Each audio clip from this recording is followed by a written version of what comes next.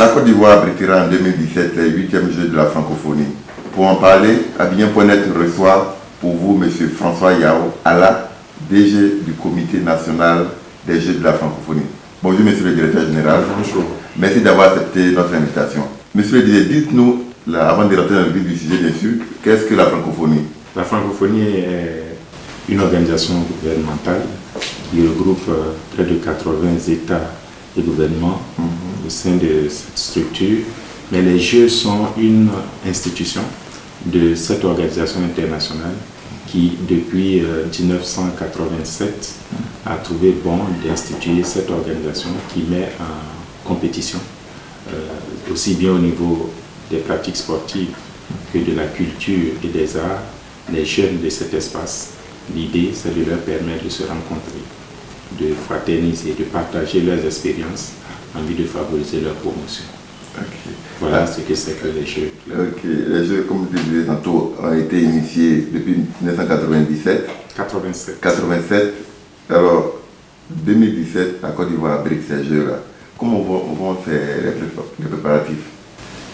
Les préparatifs vont très. Nous sommes à un an des Jeux. Un an c'est long, mais un an c'est très court. Surtout au niveau des infrastructures. Et nous sommes donc en train de mettre les bouchées doubles à tous les niveaux, afin que nous soyons véritablement prêts en juillet 2017, où nous allons accueillir ces jeunes. Au niveau des infrastructures, comme vous dites, nous avons plusieurs sites.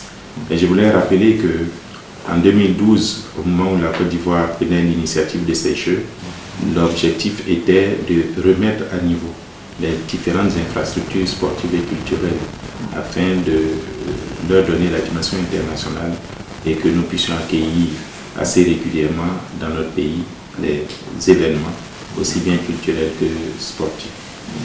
Très peu donc d'infrastructures nouvelles ont été entrevues dans notre dossier de candidature.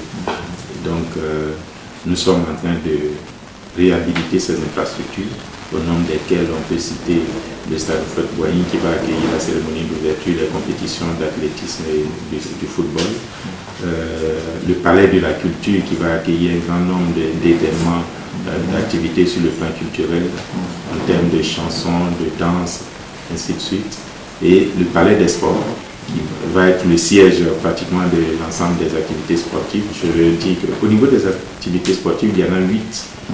Les activités sportives, il y en a 8 qui couvrent l'ensemble des grandes familles du sport.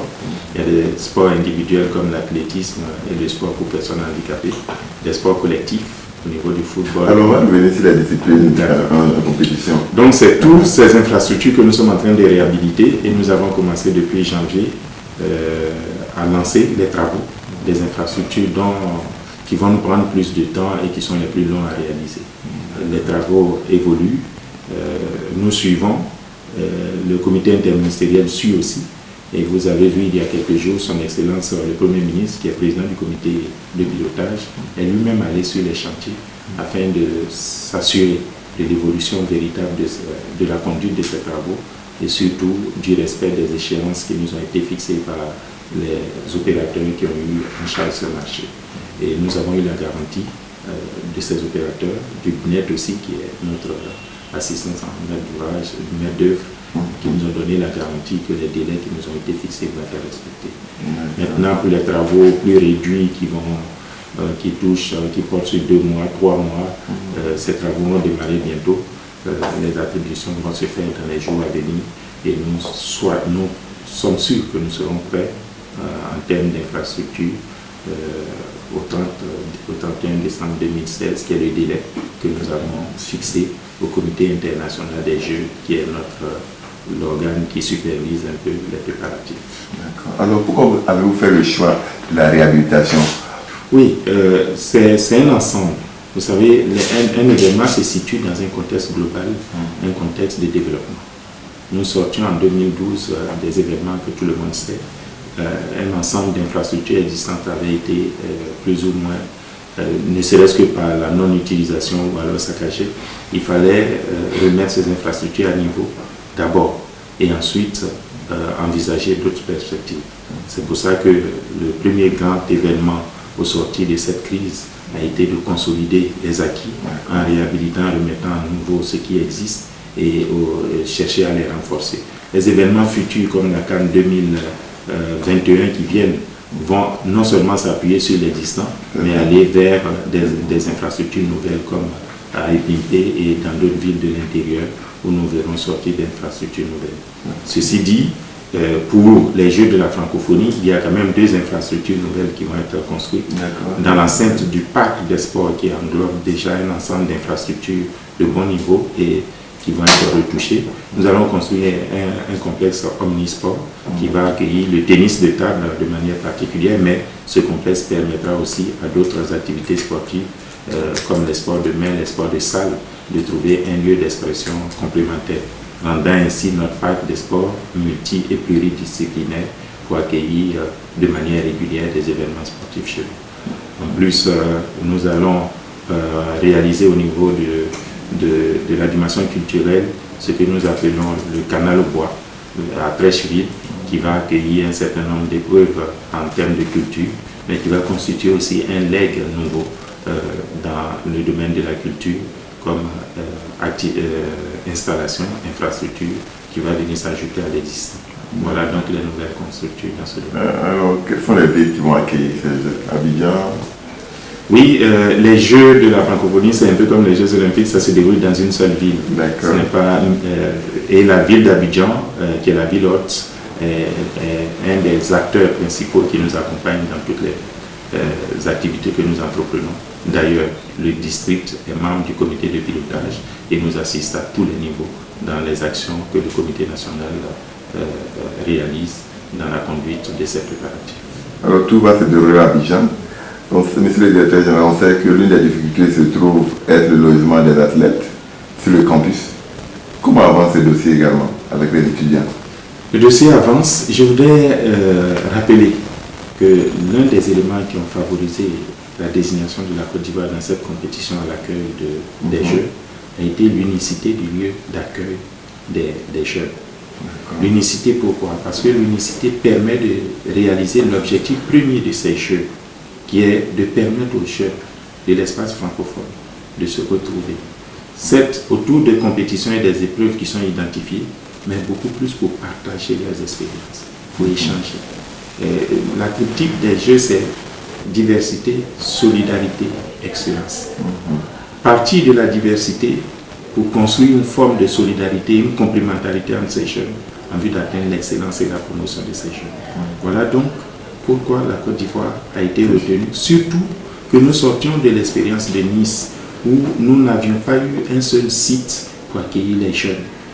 Où après les épreuves, les jeunes étaient éparpillés dans différents sites, certains étaient même sur un bateau. Et donc, ce qui reste de la compétition, c'est la dimension opposition, c'est la dimension adversité. Or, ce n'est pas ce qui est recherché par les chefs d'État au moment de la création de ces jeux. Ce qui était recherché, c'est cette volonté d'amener les jeunes à vivre ensemble et à communier.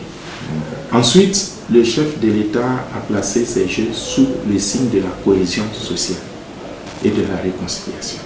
Il s'agissait pour lui de faire en sorte que nous, Ivoiriens, nous retrouvons autour d'un objet commun et faire en sorte que nous puissions construire cette cohésion, consolider cette cohésion qui était en train de naître au lendemain de la crise. Mais non seulement la construire au niveau national, mais aussi faire comprendre à la communauté internationale et particulièrement à la communauté francophone que la Côte d'Ivoire a un autre visage. La Côte d'Ivoire revient, la Côte d'Ivoire revit avec toutes les qualités qu'elle avait avant de pays d'accueil. Et donc, créer les conditions que les jeunes Ivoiriens puissent accueillir leurs frères venant des 80 États, venant des 5 continents chez eux, vivre en toute fraternité pendant 2-3 semaines, c'était le moyen de dire à ces jeunes, venez chez nous, voilà comment nous vivons, nous pouvons vivre avec les autres.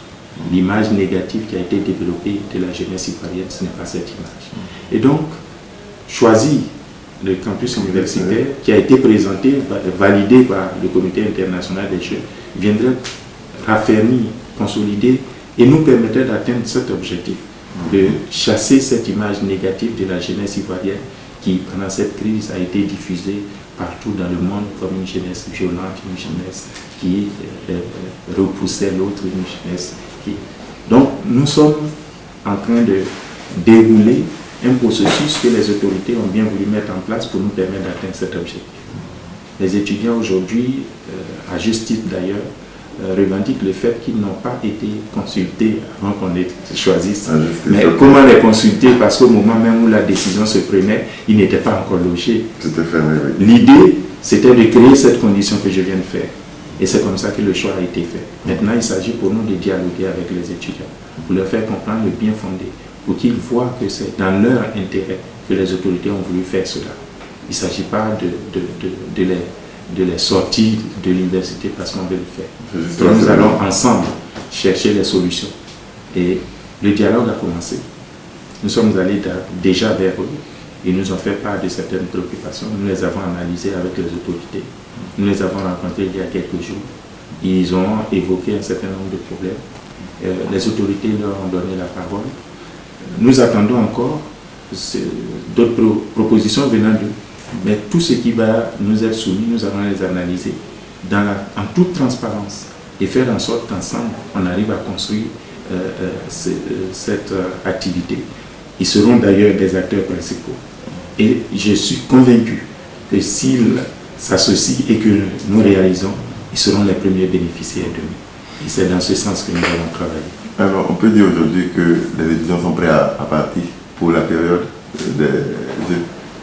Naturellement, est-ce qu'on peut dire aujourd'hui? Oui, avec les étudiants prêts à partir, c'est trop dit, mais les étudiants ne sont pas opposés à leur départ. Quand nous les avons rencontrés, ils ont dit, c'est vrai, ça va créer quelques difficultés, on aurait souhaité rester. Mais si l'autorité trouve que c'est en partant qu'on peut réaliser les objectifs qui sont fixés, nous sommes prêts à partir, mais à condition que certaines choses soient réalisées. Et c'est pour ça que nous disons que nous sommes en échange avec eux. Qu'est-ce qu'ils veulent? Qu'ils nous disent. Ceux qui disent, on ne veut pas partir. Pourquoi ils ne veulent pas partir? Qu'est-ce qu'ils veulent en échange? Est-ce que vous avez un plan B au cas où ils refuseraient jusqu'à l'approche des dates? Ce serait dommage. Ce serait dommage parce que même si on logeait les participants ailleurs, l'image qui serait restée de la jeunesse ivoirienne, c'est cette image qui a refusé d'accepter ses frères en Dans nos familles africaines, on reçoit des étrangers. On reçoit des parents qui viennent de loin. Souvent, on est obligé de se mettre à 2, à 3 dans les chambres pour céder une chambre à un étranger qui vient de loin. Mais cet étranger, au sortir de cette visite, parfois, pour une nuit ou 2 nuits passées chez vous, cet étranger réalise des actions bien plus meilleures après. Ces jeunes qui viennent de ces différents pays, de ces différents continents, ils sont étudiants comme nous. Ils vont passer les 2 semaines avec eux. Demain, où est-ce qu'eux, ils iront faire leurs études complémentaires? C'est dans ces pays. Et vous voulez que ces pays retiennent aujourd'hui que la jeunesse ivoirienne a refusé d'accueillir ses frères. Comment allez-vous vous allez aller chez eux? D'accord. Alors, tous les athlètes seront logés sur le campus? Oui. Combien au total d'athlètes? Nous attendons environ 4000 participants, athlètes et hommes de culture et de l'art, les artistes, avec leurs accompagnateurs. C'est l'ensemble de ce public qui doit faire environ 4000 personnes que nous voulons loger dans ce village. Et l'appellation village des Jeux reflète toute ce que nous voulons mettre derrière comme objectif que nous voulons atteindre. Nous attendons que tous ceux qui vont venir se retrouvent après les pratiques sportives dans cet environnement que nous allons créer, nous allons rendre assez festif avec la participation bien sûr des jeunes Ivoiriens, de telle sorte que au soir des confrontations sportives et culturelles et artistiques, les jeunes se retrouvent entre eux et qu'ils vivent véritablement ensemble. Dans ces jeux, quelles sont les disciplines en compétition? Au niveau du sport, il y a 8 disciplines. Comme je disais tantôt, les disciplines essaient de recouvrir la diversité des pratiques sportives. Nous avons donc des sports collectifs. Et à ce niveau, nous avons retenu le football pour les hommes et le basketball pour les dames. Et nous avons l'athlétisme pour les 2 genres. Là, c'est toute une série, environ une vingtaine d'épreuves. Nous avons aussi le handisport, le sport pour personnes handicapées. Nous avons en sport de combat le judo, en hommes et dames, et la lutte sous ces 2 aspects, la lutte olympique, mais aussi la lutte africaine, que l'Afrique occidentale pratique si bien. Nous aurons aussi le tennis de table pour lequel nous sommes en train de réaliser cette infrastructure. Et puis le cyclisme sur route en démonstration. Et cela va nous conduire, le cyclisme entre Abidjan et Bassam, pour permettre aux participants de découvrir un peu cette ville balnéaire et touristique qui est Bassam. Au niveau culturel, nous avons aussi cinq grandes familles d'activités culturelles. On a les arts de la rue, on a les arts de la scène, comme la chanson, la danse, ainsi de suite, les arts de la rue, les hip-hop, les marionnettes gigantes qui se passent pratiquement dehors. On a les arts visuels comme la sculpture, la photographie, et ainsi de suite. Mais nous aurons aussi la littérature qui touche à la dimension culturelle. Mais en plus de ces épreuves sur le plan culturel, toujours pour rester collé à la volonté des jeunes, aux aspirations des jeunes et aux tendances des jeunes, nous avons ajouté 2 dimensions à ces activités qui vont constituer les épreuves. Il y a ce que nous avons appelé les activités de développement. Et à ce niveau, il y en a 2. Il y a la création numérique. On sait qu'aujourd'hui, tous les enfants sont portés sur tout ce qui touche aux télécommunications, à la communication et à l'information. Et il y a aussi tout ce qui touche au développement durable, parce que nous souhaitons faire la promotion de ces jeunes dans un environnement économique et écologique. Alors, au niveau local, au niveau de la Côte d'Ivoire, est-ce que les présélections ont été faites au niveau de nos acteurs qui vont y participer? Dans tous les pays, nous ne travaillons pas pour la Côte d'Ivoire, nous travaillons pour l'ensemble des pays qui vont participer. Les règles des jeux sont connues. Les ministères de jeunesse et des sports et de la culture ont les règles depuis fort longtemps. Aujourd'hui, nous sommes à une 50aine de pays qui sont déjà inscrits. Au niveau sportif, dans les épreuves que je viens de citer, il y a des minima pour se qualifier. Il y a des formes de sélection, d'identification des participants. Donc les pays sont en train de se préparer. Et je crois, dans les échos qui nous sont parvenus, que la Côte d'Ivoire a déjà identifié ces sélections qui vont participer à ces épreuves. Au niveau artistique et culturel, il est mis en place une sélection, une présélection, avec un jury sous-régional qui va sillonner donc les pays pour retenir les activités qui vont rentrer dans le sens de ce que nous avons désigné, mais qui ont un caractère acceptable et potable pour animer les jeux. Et ces jurys vont sillonner bientôt. Normalement, les inscriptions au niveau des pays sont en voie d'être achevées dans les différentes activités culturelles et artistiques que j'ai citées.